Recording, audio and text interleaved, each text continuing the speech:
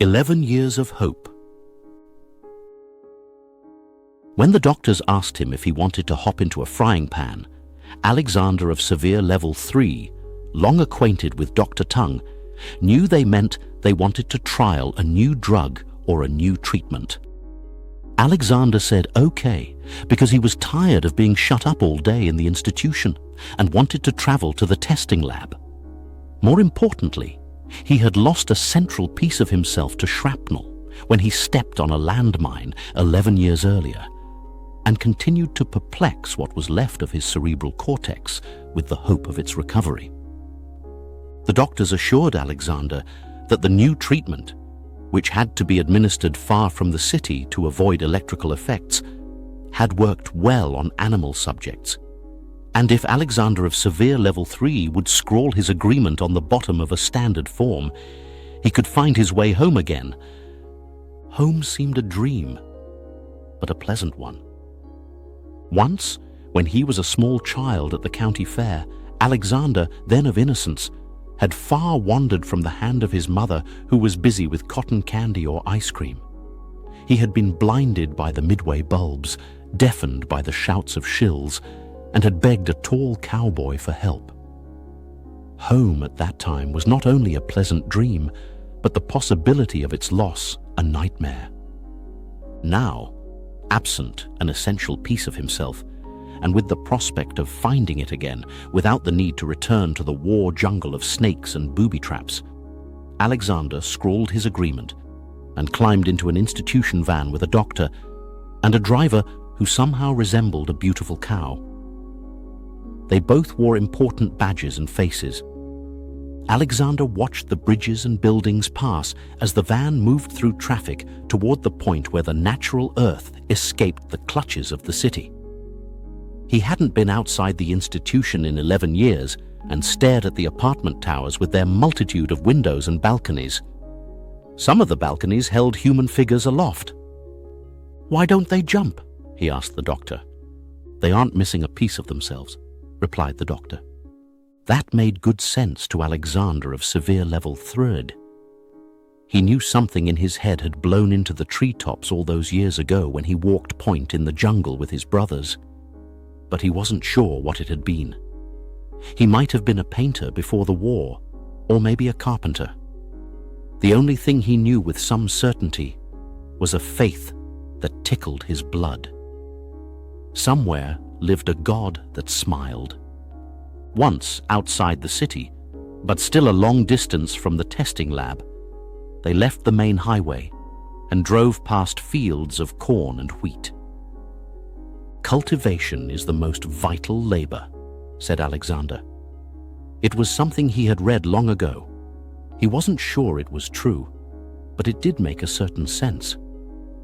"Yes," said the doctor. "But why is that?" asked Alexander.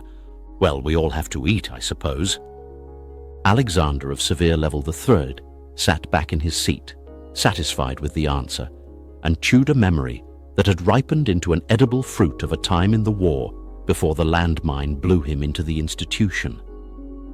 He had stood around a fire with 3 or 4 other soldiers and tossed live shells one by one into the flames. The idea was not to flinch when they exploded, and with any luck, not to get bullet-pierced. One guy did receive a hit that fractured his jaw, and through the wonder of medical evacuation and the benediction of medical discharge, returned home where the only institutions he had to suffer were those of reconstruction surgery, family life, and a dull factory job. Those were the lucky ones, thought Alexander, as the institution van climbed into the mountains above the husbandry. Some never came back at all. Some came back without a leg, without a functioning set of organs, or worse, without a memory of who they had been, or why they had thought it necessary to offer their youth when the government called.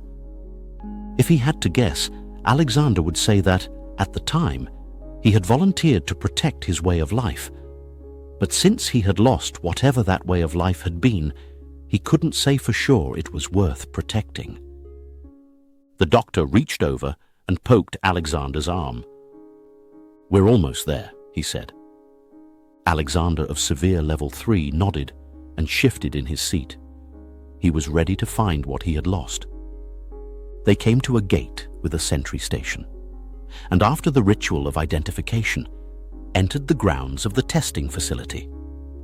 It sat on a gently sloped hill and had the look of a former ranch. Alexander thought he heard an animal. "Do you have cows?" he asked. The long afternoon shadows could hide most things. "It's just the wind," said the doctor. "We'll start in the morning." The next day, the doctor came for Alexander early. After a light breakfast, they walked outside and sat on a bench. The sun birthed a blue day. "I wasn't honest with you," said the doctor. "When?" "At the institution, when I said the animal tests worked well." "What happened?" "Some of them died." "The sun feels good," said Alexander. "Do you understand?" "Not really." "You could die here, Alexander." "Why then?" "I want to help you, son." Alexander of Severe Level 3 nodded. That too made good sense, and he imagined it made his God smile. The way things were, he wasn't living, not as living should be anyway. In the morning at the institution, they unlocked his door. In the evening, they locked it again. The food was predictable. Until yesterday, he hadn't seen a real tree for 11 years. "That's okay, Doc," said Alexander. "Maybe I'll find my missing piece." The doctor stood. "Let's get started then," he said.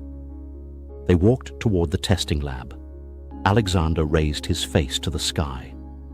It hosted a few cumulus clouds, like pillowed kingdoms from a softer time. A hawk circled.